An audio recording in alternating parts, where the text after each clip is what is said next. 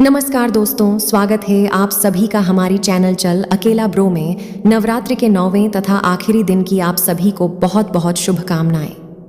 जयकारा महामय का, बोल सांचे दरबार की जय। नवरात्रि के 9वें दिन दुर्गा मां के सिद्धिदात्री रूप की पूजा की जाती है। सिद्धि का अर्थ है अलौकिक शक्ति और धात्री का अर्थ है दाता या प्रदान करने वाला, अर्थात सिद्धिदात्री का अर्थ है अलौकिक शक्ति प्रदान करने वाली, सभी प्रकार की सिद्धियां प्रदान करने वाली। मां दुर्गा का सिद्धिदात्री स्वरूप सभी दिव्य आकांक्षाओं को पूर्ण करने वाला है। इस रूप में मां कमल पर विराजमान है और 4 भुजाओं वाली हैं। वह अपने हाथों में कमल, गदा, चक्र और शंख धारण करती हैं। मां सिद्धिदात्री का वाहन सिंह है। मां सिद्धिदात्री सभी प्रकार की अज्ञानता को दूर करती हैं। वह सभी उपलब्धियों और पूर्णता की स्वामिनी है।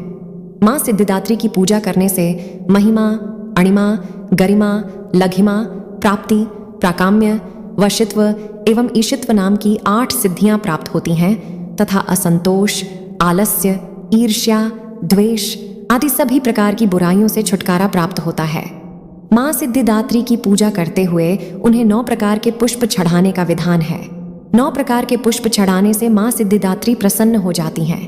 मां सिद्धिदात्री के प्रसाद का कोई खास नियम नहीं है। जो भी प्रसाद आप महानवमी के दिन अपनी कुल रीति के अनुसार बनाते हैं, मां सिद्धिदात्री उसी प्रसाद को ग्रहण करती हैं और अपना आशीर्वाद बनाए रखती हैं।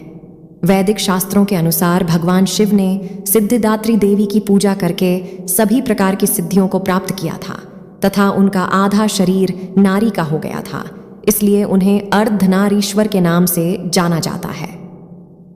जब ब्रह्मांड पूरी तरह से अंधेरे से भरा हुआ एक विशाल शून्य था, दुनिया में कहीं भी किसी प्रकार का कोई संकेत नहीं था, तब उस अंधकार से भरे हुए ब्रह्मांड में ऊर्जा का एक छोटा सा पुंज प्रकट हुआ। देखते ही देखते उस पुंज का प्रकाश चारों ओर फैलने लगा। फिर उस प्रकाश के पुंज ने एक आकार लेना शुरू किया और अंत में वह एक दिव्य नारी की तरह लग रहा था, जो स्वयं देवी महाशक्ति के अलावा और कोई नहीं था। सर्वोच्च देवी ने प्रकट होकर त्रिदेवों को जन्म दिया। तब ब्रह्मा, विष्णु और महादेव प्रकट हुए।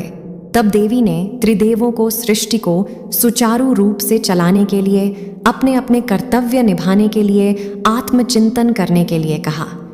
देवी के कहे अनुसार तीनों देव आत्मचिंतन करते हुए महासागर के किनारे बैठ गए और कई वर्षों तक तपस्या की। उनकी तपस्या से प्रसन्न होकर देवी मां सिद्धिदात्री के रूप में उनके समक्ष प्रकट हुई। देवी सिद्धिदात्री ने ब्रह्मा जी को सरस्वती, विष्णु जी को लक्ष्मी जी तथा शिव शंकर भगवान को आदि शक्ति प्रदान की। मां सिद्धिदात्री ने ब्रह्मा जी को सृष्टि की रचना का कार्यभार सौंपा, विष्णु जी को सृष्टि के पालन का कार्य दिया और महादेव को समय आने पर संसार का संहार करने का कार्यभार सौंपा। मां सिद्धिदात्री ने त्रिदेवों को बताया कि उनकी शक्तियां उनकी पत्नियों के रूप में हैं, जो उन्हें अपने कार्य करने में मदद करेंगी। मां सिद्धिदात्री ने उन्हें आश्वासन दिया कि वह उन्हें दिव्य चमत्कारी शक्तियां भी प्रदान करेंगी, जो उन्हें अपने कर्तव्यों को पूरा करने में मदद करेंगी। यह कहते हुए देवी ने उन्हें 8 अलौकिक शक्तियां प्रदान की। इस प्रकार 2 भागों आदमी, औरत, देव तथा दानव, पशु पक्षी, पेड़ पौधे तथा दुनिया की कई और प्रजातियों का जन्म हुआ। आकाश असंख्य तारों, आकाश गंगाओं और नक्षत्रों से भर गया। पृथ्वी पर विशाल महासागरों, झीलों, नदियों आदि का निर्माण हुआ।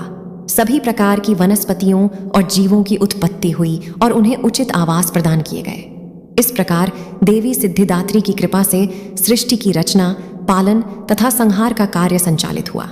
मां सिद्धिदात्री की स्तुति या देवी सर्वभूतेषु मां सिद्धिदात्री रूपेण संस्थिता। नमस्तस्यै नमस्तस्यै नमस्तस्यै नमो नमः।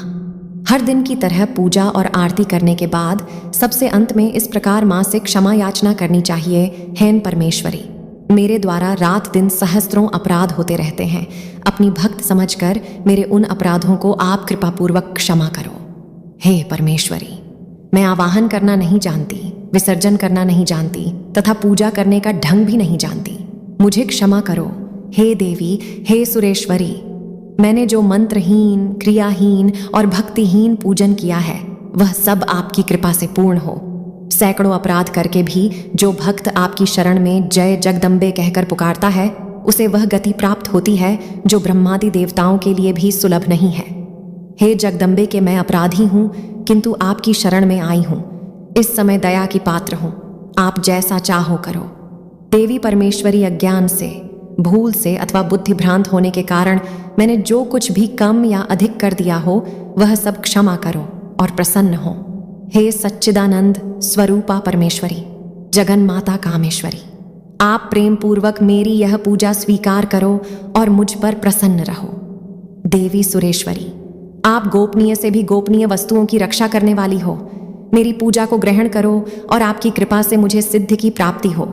जयकारा महामयी का बोल सांचे दरबार की जय।